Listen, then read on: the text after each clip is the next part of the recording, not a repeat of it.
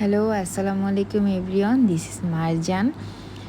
এই ব্লগটা হচ্ছে দেশের এত সার্বিক পরিস্থিতির পরে আমার অনেক মন খারাপের পরে ভাবলাম যে একটু বের হই। কারণ আমি অনেকদিন কোথাও খেতেও যাই না, তেমন একটা বেরও হই না। তো ভাবলাম যে না, আজকে একটু কোথাও একটু সেজেগুজে বের হই। কিন্তু বের হওয়ার পরে যা হতাশা নিয়ে আমি বাসায় ফিরলাম, সেই অভিজ্ঞতাটা ভাবলাম একটু সবার সাথে শেয়ার করি। আমি আড়ং-এর রুফটপে যে গ্রাসরুটস ক্যাফেটা আছে ওটায় গিয়েছিলাম।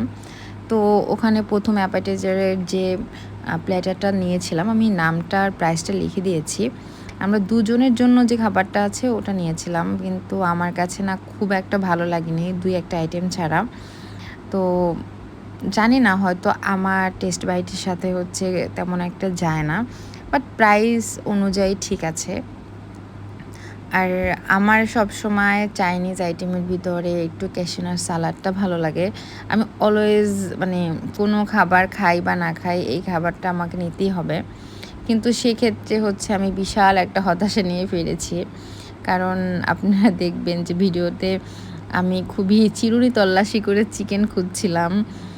কিন্তু আমি চিকেনের কোনো কিছুই পাইনি, যেটা প্রাইস অনুযায়ী একদমই মানে কি বলবো, মানে প্রাইস অনুযায়ী ওদের কোয়ান্টিটি খুবই খারাপ ছিল।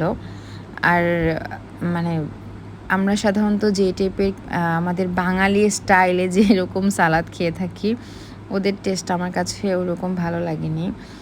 আর এরপরে হচ্ছে আমি একটা প্ল্যাটার অর্ডার করি, Jamaican grilled chicken platter. Price সহ দিয়ে দিয়েছি আমি ওখানে রাইসটা মোটামুটি ভালো ছিল, বাট যে ভেজিটেবলটা দিয়েছিল ওরা বলেছিল চাইনিজ ভেজিটেবল, বাট ওদের প্যাকেজের সাথে কিন্তু এটা চাইনিজ ভেজিটেবল ছিল না। কিন্তু এটা যে কি ভেজিটেবল করেছিল একমাত্র ওরাই জানে। আর চিকেনের গ্রিল চিকেনটাও আমার কাছে খুব একটা ভালো লাগেনি, বিকজ ওদের এই টেস্টটা হচ্ছে হয়তো ওদের সিগনেচার, বাট আমি অন্য যত জায়গায় খেয়েছি ওই অনুযায়ী আসলে এটা তেমন একটা মজা ছিল না। যাই হোক, এক হতাশা কাটাতে গিয়ে আমি অন্য হতাশা নিয়ে বাসায় ফিরে আসলাম। আর খাবার তো যেহেতু নষ্ট করা যাবে না, তাই পুরোটা খাবার কষ্ট করে হলেও খেয়েছিলাম। যাই হোক, সবাই ভালো থাকবেন, সুস্থ থাকবেন।